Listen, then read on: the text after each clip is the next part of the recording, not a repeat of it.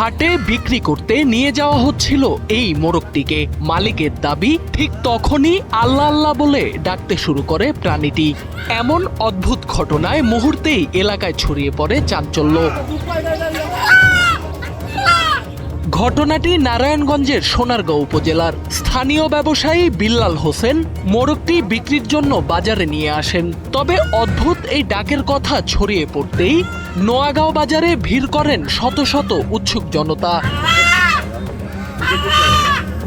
বিল্লাল হোসেন জানান, বিক্রির উদ্দেশ্যে মোরগটির পা বাঁধার সময় এটি আল্লাহ আল্লাহ শব্দে ডাকতে শুরু করে।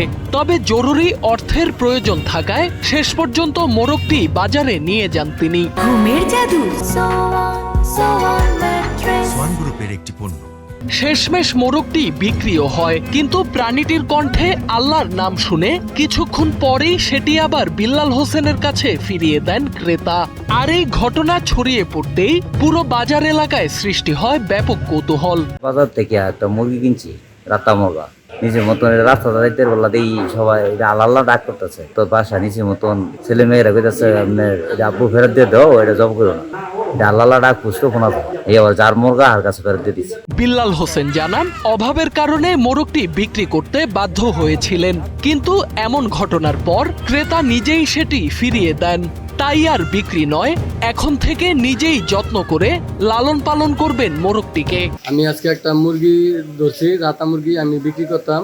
এখন এই রাতা মুরগিটা সকাল থেকে যখন বান্দাজ ধরছি তখনই আল্লাহ আল্লাহ ডাক পাঠাচ্ছে। তখন তারপরে আমি এত একটা গুরুত্ব করি নাই, তখন আমি স্ট্যান্ডে নিয়ে আসছি বিক্রি করার জন্য। পরে এই মুরগিটা একজনকে বিক্রি করছি 550 টাকা। এই মুরগিটা বাইক নিতে নিতে রাস্তায় ডাক পাচ্ছে। ওই ডাকগুলো শুনে মানুষে বলতেছে মুরগি তো আল্লাহ আল্লাহ ডাক পাঠাচ্ছে। তখন ওই ডাক শুনে মুরগি আর খাইবো না, মুরগি ফেরত নিয়ে এসছে। তোর মুরগি তো আল্লাহ আল্লাহ ডাক পারে নিয়ে যাবে। পরালা আমি এই মুরগি নিয়াত করছি, এইটা আমি বিক্রি করতাম না, আমি খাইলা বড় করবো। এদিকে পুরো বিষয়টিকে আল্লাহর কুদরতের নিদর্শন বলে মন্তব্য করেছেন স্থানীয় মসজিদের ইমাম মুফতি আলামিন। আল্লাহ রাব্বুল আলামিন সূরা ইসরার 44 নম্বর আয়াতে প্রাণীদের তাসবিহ সম্পর্কে আয়াত ঘোষণা করেছেন যে পৃথিবীর প্রত্যেকটা প্রাণী আল্লাহর তাসবিহ জপে, কিন্তু তোমরা বুঝো না। হ্যাঁ, এটা বাস্তব, এটা আল্লাহর কুদরত। তবে প্রাণীরা বিভিন্নভাবে ডাকে, গরু ডাকে, বাছুর ডাকে, বিড়াল ডাকে, কুত্তা ডাকে, ওদের ডাকগুলোই আল্লাহর তাসবিহ জপে। অনেক সময় আল্লাহ তাআলা কুদরত ঘটাই দিয়েছেন, এই জন্য এই মুরগির ডাকটা পুরোপুরি আল্লাহ ডাক আমরা বুঝতে পেরেছি। এটা আল্লাহর সম্পূর্ণ কুদরত, আল্লাহ যে সবকিছু পারে এটার একটা আলামত। এই জন্য আমরা বেশি বেশি আল্লাহর জিকির ও তাসবিহ জপব।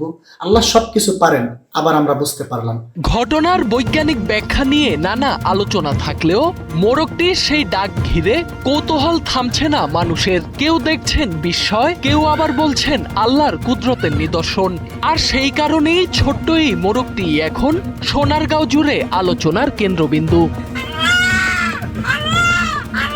সোহান আল রাজি, এনপিবি।